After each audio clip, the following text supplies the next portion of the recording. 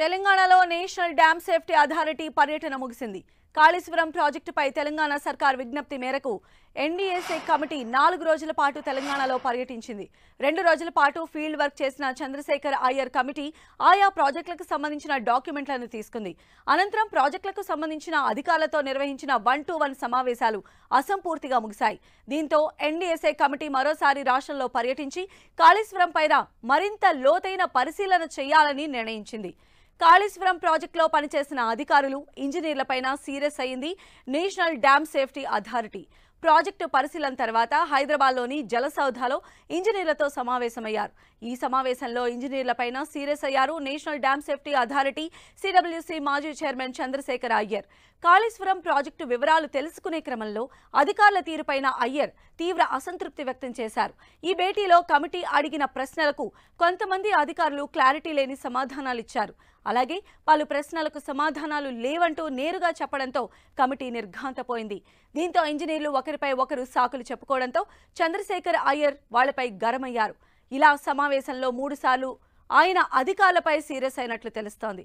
అయితే ఆనకట్టల డిజైన్స్ ఖరారు చేసిన సెంట్రల్ డిజైన్స్ ఆర్గనైజేషన్ సమావేశం పూర్తిగా జరగలేదు.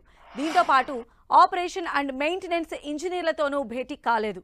గతంలో ఆయా బాధ్యతలు నిర్వర్తించి పదవీ విరమణ చేసిన వారితోనూ కమిటీ మాట్లాడలేదు. దీంతో మరోమారు సమావేశం జరిగే అవకాశం ఉంది. ఇక తమ పర్యటన ముగియడంతో 6 సభ్యులతో కూడిన national dam safety authority committee బృందం ఢిల్లీకి పయనమైంది. అంతకుముందు గురు శుక్రవారాల్లో కాళేశ్వరం ప్రాజెక్టు పరిధిలోని మేడిగడ్డ, అన్నారం, సుందిళ్ల బ్యారేజ్లను కమిటీ సందర్శించింది. భద్రత నడుమ కుంగిన ప్రాంతాలను పరిశీలించడంతో పాటు కాళేశ్వరం ప్రాజెక్టుకు సంబంధించిన అన్ని వివరాలను సేకరించింది. 4 నెలల్లో ఈ కమిటీ తమ నివేదికను కేంద్ర ప్రభుత్వానికి సమర్పించనుంది. ఈ నెల 6న రాష్ట్రానికి వచ్చిన చంద్రశేఖర్ అయ్యర్ కమిటీ అదే రోజు మంత్రి ఉత్తమ్ కుమార్ రెడ్డి అధికారులతో భేటీ అయింది. ఆ తర్వాత 2 రోజుల పాటు మేడిగడ్డ, అన్నారం, సుందిళ్ల ఆనకట్టలను సందర్శించి క్షేత్రస్థాయి పరిస్థితులను క్షుణ్ణంగా పరిశీలించింది. 3 ఆనకట్టలకు సంబంధించిన 19 అంశాల సమాచారాన్ని అడిగింది. కమిటీ అడిగిన సమాచారం ఇచ్చినట్లు చెప్తున్న నీటిపారుదల శాఖ అధికారులు ఇంకా ఏదైనా సమాచారం, వివరాలు అడిగితే కూడా ఇస్తామని అంటున్నారు.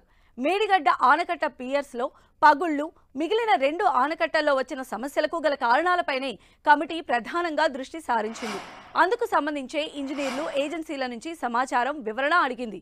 ఢిల్లీ వెళ్లిన తర్వాత కమిటీ అన్ని అంశాలను పరిశీలించి అధ్యయనం చేసి రాష్ట్ర అధికారులకు తదుపరి సమాచారం ఇవ్వనుంది.